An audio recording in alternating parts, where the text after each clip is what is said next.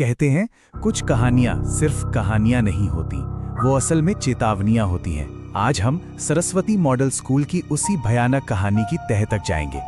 एक ऐसी कहानी जो एक खोई हुई वीडियो फुटेज के जरिए हम तक पहुंची है। बात है 25 साल पहले की। सरस्वती मॉडल स्कूल की क्लास 7B के सारे बच्चे अचानक बस गायब हो गए। कोई सुराग नहीं, कोई गवाह नहीं। अपने पीछे छोड़ गए तो बस एक सवाल, आखिर उन बच्चों का हुआ क्या? तो ये कहानी शुरू होती है एक भूली बिसरी डरावनी जगह से और एक यूट्यूबर से जिसने सच को बाहर लाने की ठान ली थी। सोचिए, 1/4 सदी से ये स्कूल वीरान पड़ा है, एक खामोश स्मारक की तरह। इसकी टूटी खिड़कियां ऐसे घुरती हैं जैसे खाली आंखें हों, और इसके गलियारों में हवा की सरसराहट के सिवा कुछ नहीं गूंजता। हाँ, कभी कभी रात के सन्नाटे में बच्चों की हंसी जरूर सुनाई दे जाती है। और इसी जगह पर एंट्री होती है आदित्य की, एक ऐसा लड़का जो असाधारण घटनाओं के पीछे भागता था और इस कहानी में अपना एक नया पन्ना जोड़ने वाला था। वो सबूत ढूंढने गया था, पर उसे जरा भी अंदाजा नहीं था कि वो खुद एक सबूत बन जाएगा। जैसे ही आदित्य ने उस वीरान स्कूल में कदम रखा, कुछ तो गड़बड़ थी। लेकिन पहली चेतावनी स्कूल की दीवारों से नहीं आई, वो आई उसके हाथ में पकड़े कैमरे से। रिकॉर्डिंग की लाल बत्ती अपने आप जल उठी। ऐसा लगा मानो स्कूल खुद अपनी कहानी रिकॉर्ड करवाना चाहता था और उसने आदित्य को बस एक जरिया बनाया था। अंदर का माहौल अजीब था।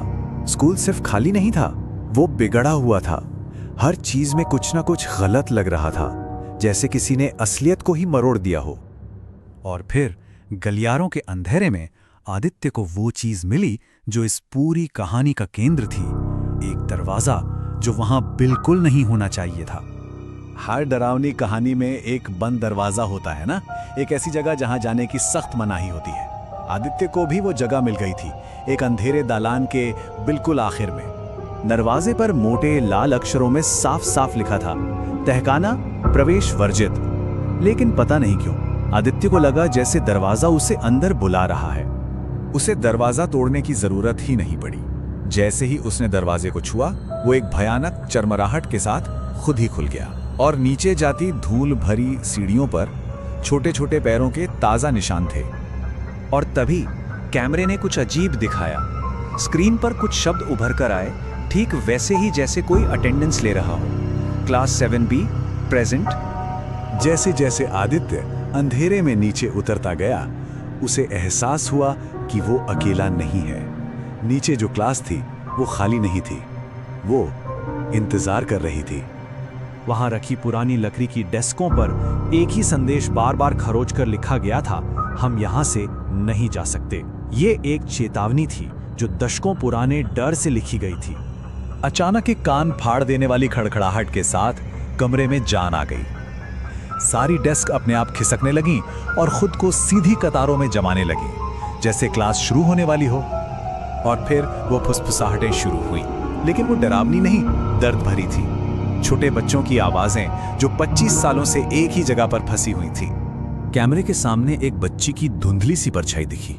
उसकी आंखें बिल्कुल काली थीं और उसका मुंह बेरहमी से सिला हुआ था।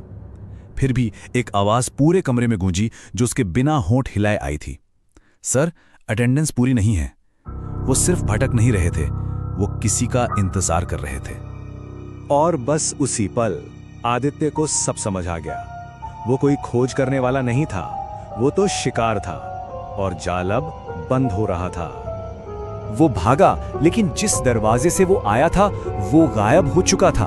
उसकी जगह अब सिर्फ एक ठोस दीवार थी। पूरा कमरा ही एक कब्र बन रहा था जो उसे निगलने के लिए तैयार था।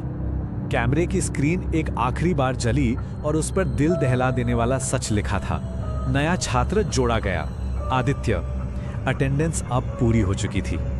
अगली सुबह स्कूल के गेट के बाहर सिर्फ आदित्य का कैमरा पड़ा मिला।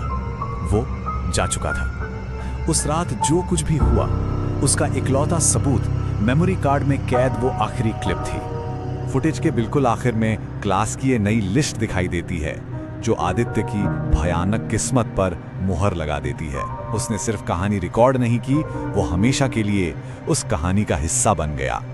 ये कहानी खत्म नहीं हुई है, ये बस इंतजार कर रही है। अब सवाल सिर्फ इतना है कि अगर कोई और कैमरा लेकर सरस्वती स्कूल गया तो उस लिस्ट में अगला नाम किसका होगा।